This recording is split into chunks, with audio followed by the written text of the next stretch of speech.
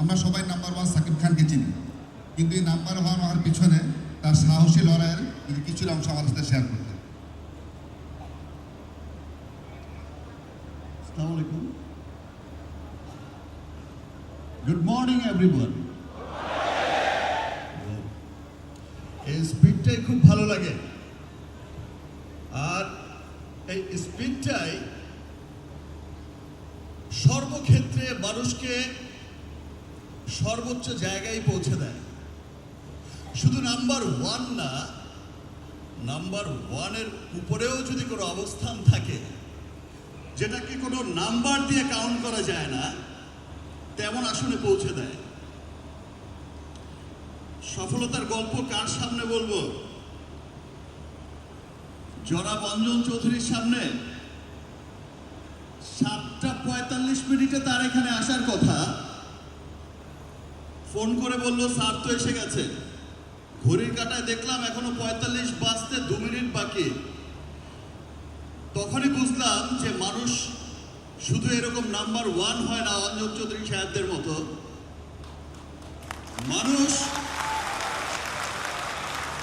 আসলে এই মানুষটাই সফল হয়।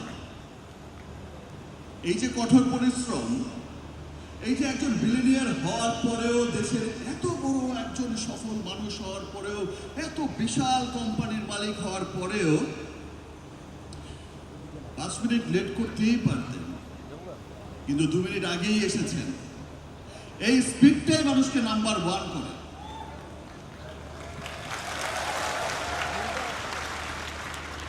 এই পরিশ্রমটাই মানুষকে নাম্বার ওয়ান করে। আর আমি সবসময় একটা কথা বিশ্বাস করি যে ধারাবাহিকতা। দেখেন, যে কোনো যেটা সেটা পণ্য হোক আর মানুষ হোক, কিছু মানুষকে দেখবেন যে কোনো ক্ষেত্রেই যে ধূপ করে চলে ওঠে, যা ধূপ করে চলে উঠলো, মনে হলো যে খুব আলোকিত করে গেছে, একটু পরেই দেখা গেল যে নিভে গেছে।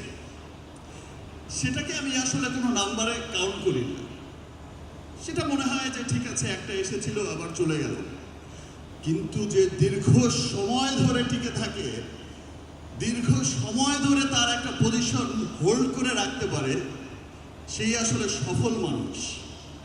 Like mister Anjan Chowdhury, like square, like Meril petroleum jelly. Thank you. বাংলাদেশের number one winter brand Meril petroleum jelly brand ambassador হওয়ার জন্য আপনার কি অনুপ্রেরণা কাজ করেছে? লুক, নাম্বার ওয়ান তো নাম্বার ওয়ানের সাথে যুক্ত হবে, তাই না? নাম্বার ওয়ান তো আর নাম্বার 10-এর সাথে যুক্ত হবে না। সো নাম্বার ওয়ান আর নাম্বার ওয়ান যখন যুক্ত হয়, তখন কি হয়?